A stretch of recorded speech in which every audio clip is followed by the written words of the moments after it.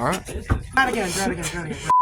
I'm here with our media director. He's going to introduce himself. My name is Samuel. I'm one of the media leaders here in terms of the sound booth, leading all this here. I've done it for a couple of years. I've been up in the sound booth for 8 or 9 years. I've been taking over the, hands-on stuff for the last few years. I've enjoyed it, and hopefully that continues.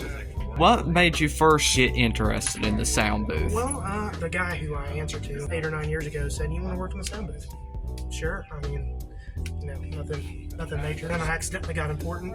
I actually used to just work Sunday nights. Then it progressively got moved to Sunday mornings. When I got out of high school in 2020, I actually left here for a couple months. I went to another church where I had like a ton more hands-on experience. And then I came back in February of 2021. My role here has just, since I've been back, has kind of steadily been increasing. Now I'm up here every service that I'm here. I couldn't tell you the last time I sat in service. 2 or 3 years now I've been hands-on, kind of leading everything up here. Really enjoyed what I've been doing so far. So tell us what a typical Sunday looks like for you. A typical Sunday for me is I'll be here at the church by 9:30. A lot of times I'm up here during the life groups, and then we'll have the 10:30 service. The guy whose channel I'm on, he handles the 8:30 service and does a great job with it. I was up here a few 8:30 services when we started back doing the 8:30 service, but I took my hands off of that and kind of gave it back to Kemp. So 10:30 service, normally I'm either in this seat or I'm in the pro presenter seat. Sunday morning, this particular seat, we've got a guy who pretty much just does this for Sunday morning, does a good job with it. Whoever I have personally scheduled for that day will kind of determine where I need to be to make myself the best use. 90% of the time I'll have lunch with the former church that I was at back in 2020. Their family, the preacher's family, I'll go out and eat lunch with them.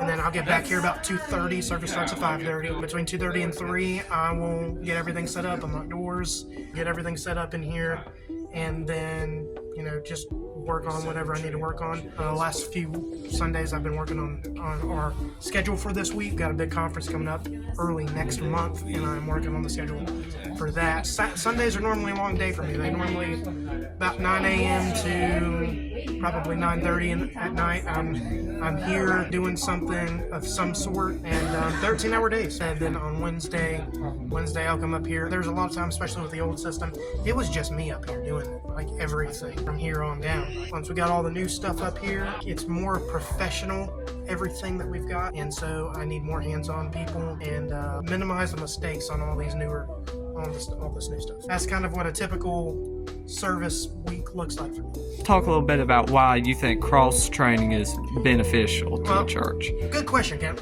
So what I believe, and not everybody believes this, not even in this church everybody believes this. Kemp's nodding his head. He knows exactly. He knows what I'm talking about. It's my view and my opinion that at the end of the day, if someone were to get sick with all this new stuff, we're gonna have like another pandemic or something, and these people are out and there's one person up here controlling everything. If they're sitting there hitting a button on the Pro Presenter or trimming videos on the Wirecast computer or hitting a button for the camera, they're not gonna be able to step aside and be able to do multiple things at once. Actually, every Wednesday I'll give my schedule for that Wednesday night and the Sunday following, and every single service for the most part, unless you're just like A+++ at your position, I'll have someone on a different position every single time. Now there's a couple of people who might stay on Pro Presenter a little bit more because they're more interested in that, or there might be some people that are just more interested in doing the camera stuff, but for the most part everybody wants to learn everything in here. Those people are specifically put in different spots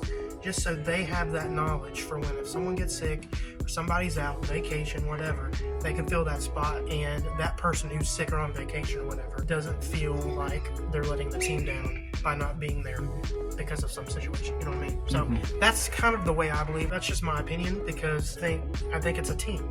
We're called for a purpose. We're serving God, and it's a team. If you look at it like a basketball team or a football team, everybody's got a part. And so I think that it's not good for someone to just sit here and do one thing this entire time. I don't think that's a great use of our time. Even back in the old system, there was only maybe 3 or 4 of us. Everybody that was here, all 4 of those people knew how to do everything in there. If I was sick or Kemp was sick on a Sunday night, we could come in and fill those roles and don't take this the wrong way, but you're not really missed. And don't take it the wrong way. It's just, everyone's so good at each particular situation. For example, I know I'm going off topic here. In my professional line of work, before I started to be self-employed, I was a manager for a fast food restaurant. I remember we got so short-staffed and everyone only knew one thing. If someone were to call out, the whole world is coming to an end. Okay, same principle here. If someone calls out, we can fill those gaps, and it's not a problem. That's just kind of the way I like to, make sure everyone kind of gets on the roll. All right. Now, here's a question I think people might find interesting. What are some things that we do that a lot of people aren't aware of? Well, I mean, a big thing with that is the Wirecast computer. A lot of people think that it's just hitting a button, but there's a lot of times, and I'm talking about monthly, we have to trim videos, and all this stuff, and that's a big thing. And then the finished product goes out. No one knows what all the trimming and half hour, 45 minutes it takes to get things right. People don't know that. People just see the finished product. One thing that we incorporated when we got all this new system was having like reels on YouTube, Facebook, Instagram, whatever. It's something that my boss, leader, whatever you call him, implemented, and I thought it was a great idea because in a social media aged world where you might have 200 people watching your live stream on any service, nothing really can go wrong.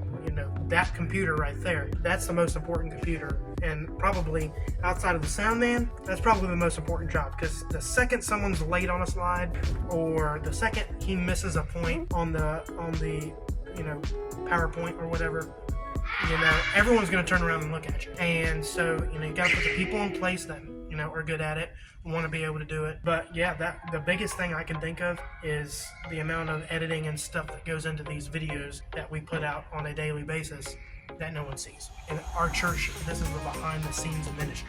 No one's going to look back here unless you do something wrong. And then everybody looks back and blames you and this, that, and the other. I'll be here for 10 hours talking about all the mistakes I've made up here in my life. But it's a great job. But editing videos and that kind of deal, that's a long process, and people don't realize it. For people who might be interested in joining like a media team like this, is there anything you'd have to say to those people, or any just suggestions or recommendations? I think any good media team first starts off with a good leader. When I train people up here, because this is a church of over 1,000 members now, I don't know every single person. I don't know that this guy has a heart for this. So I ask him a bunch of questions when he's up here. Is he just here because he's half-heartedly do something, or does he really, really have a heart and believes God wants him to do it? So that's the number one thing. If you think that you have a heart for it and God was calling you to do it, then start whatever you need to. Probably the second most important thing, learn to multitask. That's probably the biggest thing I struggled with in the early years, was learning how to do multiple things at one time. If you're a good multitasker, you could do 3 or 4 things at once, and you've got a heart for it. Whether you're a leader or you're coming in just helping out or whatever, whatever the case may be for that, I think you'll be great for it. Just remember, you just gotta have a heart. That's the biggest thing. Have a heart for it, believe God wants you to do it, and then step up and do it. Well, thank you so much for your time. Is there any final thoughts you may have? Is there anything you can think of that you'd like to say? Big thank you to Kemp. Thank you for having me on. Thank you. Can't wait to see how the video turns out. And like I say, I just want to thank Calvary and thank the Lord to have this opportunity to help lead in a ministry, and I believe it's where God wants me to be and God called me to, so I enjoy every aspect of it. Can't do everything perfect. I've learned that the hard way. Not everyone's going to be happy with you or something you do. You can't always please everybody, but at the end of the day, I think God wants me up here, and I wouldn't have it any other way. Like I say, thank you, Kemp, for having me on. I appreciate it. All right. Thank you for your time.